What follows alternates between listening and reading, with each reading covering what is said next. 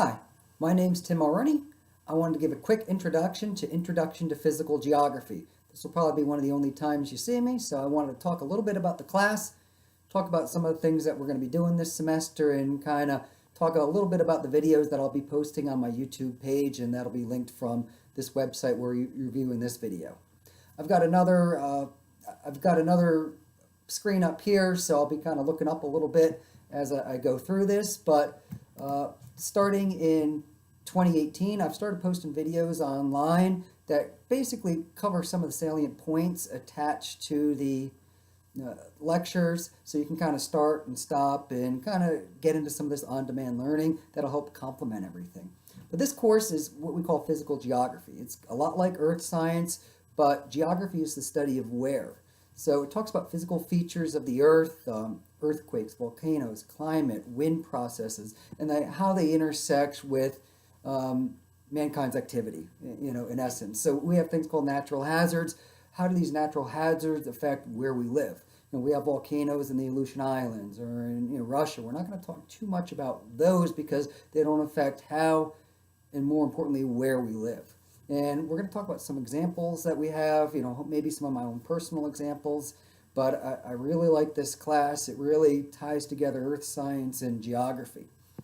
Quick background on me. My specialty is in geographic information systems. So basically that is the study of where. Geography is the study of where, but it's the information infrastructure so that we can create maps, data attached to location. And there's lots of applications of GIS out there. We're going to look at some rudimentary GIS databases here, whether it's the USGS online service, where they map recent earthquakes, parcel mappings for most counties. You can look at a GIS map of parcel mappings. I used to work for the military at Fort AP Hill, and we used to make maps that showed where we can train in an environmentally, fiscally, and socially responsible manner. So we had to put together all the data in order to do that. So GIS, everyone carries around a GIS in their pocket in one of these phones, and you do rudimentary GIS activities, something called network analysis and geocoding. It's a little blue dot that tells you where you are and connects you. That's what we call geocoding and networking. So there's a lot of applications of GIS out there. I focus on data standards, and I've done some work with food security and food deserts, as well as many other things here. But GIS is a quickly growing field. It's a really great technical skill that you can look at. So some of the things that I try to do in this class is take us to some tornado history websites or USGS websites that let you do a little bit of this hands-on GIS. So let me talk about the course a little bit. Basically, this is an online course. Okay, so all instruction materials for this course will be delivered through Blackboard, and then I also have this YouTube site where I have the lecture materials that I've posted that you can stop, pause, and do whatnot. The schedules and the dates and everything will be posted on the syllabus. So I work really hard to keep this syllabus updated. All the dates are going to be binding, and I'll kind of go through those in a second here. Office hours will be virtual. I'll be accessible via Blackboard for the all the course materials. And I've got my email up there. It's tmulroney@germanna.edu. I usually check my email about once or twice a day. Sometimes I'm called out of town or called out of the country for work. So if I don't get back to you instantaneously, I usually post that in Blackboard saying, hey, I'm going to be on a flight, or I'm going to be difficult to reach for the next day or so. So please be patient, but I work very hard to get back to you and get back to you proactively. I also have my cell phone number there, so if there's a question or a problem, I'd rather just have address it with a call than trading emails back and forth. The materials for the book it's called Geosystems: An Introduction to Physical Geography, the 7th edition. Please note that any edition of the book will work. I am receptive to the rising cost of textbooks in this day and age. So as long as the chapters line up, that works with me. To be honest with you, physical geography doesn't change too much from year to year. Okay, so as long as the content matches up, that's fine with me. Okay, so please, please be proactive. With the books. I know I'm not sure what version the bookstore has, but I work from the 7th. I work from the 7th edition, but Please use any version that you feel necessary. Grades. Grades will be dependent upon exams, labs, and homework. We have a discussion board in some cases, and short essays. I think this semester I'm not offering a discussion board. They're worth a certain number of points, and the total amount of points offered for this class is 400.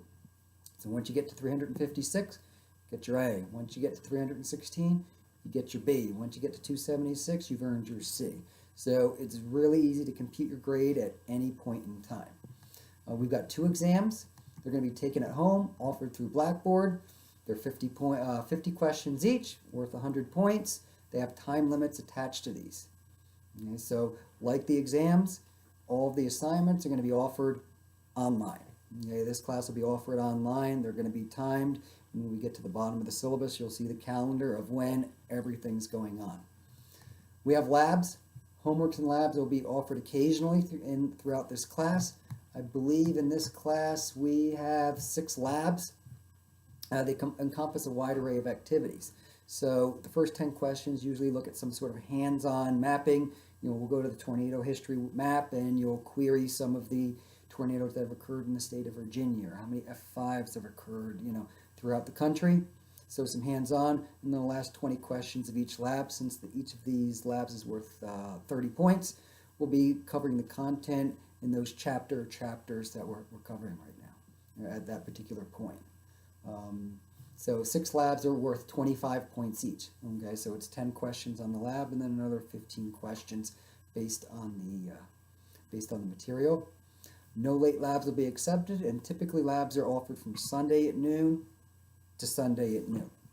Sometimes they're open for 1 week. There's some cases where they will be open for 2 weeks if we're covering a larger number of chapters. But they're open from noon to noon. Once they close, that's it. Okay, the next assignment will open up, and you've earned a 0 for that particular assignment. You have almost 200 hours to complete the assignment, so I don't have a lot of I don't like to give a lot of leeway and give exceptions to people, especially people who've taken times from their families and their lives and whatnot to complete this assignment, and then giving other people extra time to complete it really creates an unfair playing field for those who did. So only in extreme situations where you got called out of work for the week and whatever, and I ask for documentation attached to that. So please be aware. Please be cognizant. Please be proactive with this. Okay? I want to create a level playing field for everyone when it comes to the labs, when it comes to the exams, when it comes to these assignments. Okay? And before this class, I go and pre-program all these dates, so it's difficult for me to go back and change it. And like I said before, it creates an unfair playing field if I tell someone no, and the assignments from the previous week is still open Monday or Tuesday because I said yes to someone else. Okay, so I'm going to ask very nicely, please be proactive about getting these assignments done since you have an entire week to do it. We have short assignments. Well, those are going to be shorter essays. Usually I think they're about 10 points each. They asked essay form, so please don't cut and paste or anything like that. So I think I have four of those, and then I have an introductory short assignment where it goes through the course materials to ensure that you've learned those. Withdrawals. The one thing about the class is I can't handle your registration, so if you need to drop or change your registration status, please make sure you do so with your advisor or with the registrar or whatnot. I can only assign grades. Okay. Other things, I reserve the right to change the materials.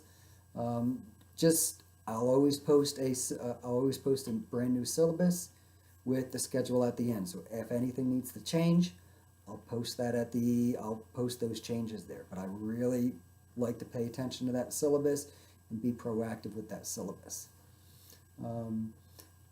Academic honesty, just be aware of academic honesty. I'm pretty well read. I've taught this course a number of times. Okay, so please don't cut and paste. Please don't copy.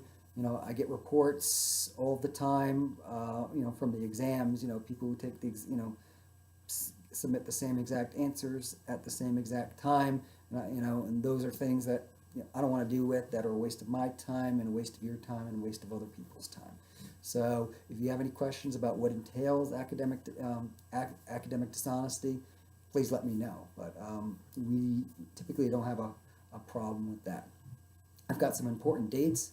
On the very last page, I've got the schedule that we're going to be going through. So I'm going to post, or you'll have seen in the in this playlist for YouTube all of the chapters that we're going to be talking about, where I kind of just, like I said before, cover some of the salient points. And so you can stop and pause and whatever there. And then below that, I've got basically a calendar or schedule of what's going on. So our class starts August the 20th, and I've got an assignment starting on August the 20th. It goes from Monday to Sunday because class doesn't officially start until that Monday. And then most of the other assignments go from Sunday to Sunday. So short assignment number 2 is open for, in this case, I believe it's open for 2 weeks. Okay, so please pay attention to those. I have when the midterm exam is going to be open, the final exam is going to be open. So just be aware of those. This is going to be your, this is going to be your guide for when assignments are open and what they cover. Because if you don't see it in the assignments tab on Blackboard, it means you either hasn't been offered yet or you missed it. Everything will be offered in Blackboard. So you see course contacts with my information, some of the lecture material that I'll have that'll complement some of the talks and the reading, as well as the assignments where you can submit assignments, midterm exam information, previous exams that I've given before, and then after assignments are due, you can click on your score and it'll show you the correct answers. Okay? So there's a lot of resources out there to help you. Okay, my general opinion is that in work they don't close the book and tell you to start answering questions or do the skills that you need to do, but you need to be able to utilize those. Okay, in the world of GIS, if it takes me a week to make a map and takes everyone else a day to make a map, I'm going to be looking for a new job soon. So I've worked really hard to provide all of these resources out there, whether it's videos, we've got the book material, old exams, the assignments that we have in this particular semester. So please take advantage of those, okay, and take advantage of the resources that we have. So I think that's about it from my end. You'll see in this playlist a number of lectures that just cover each of the topics that we have. And if you have any questions, please let me know, and I look forward to a great semester in physical geography.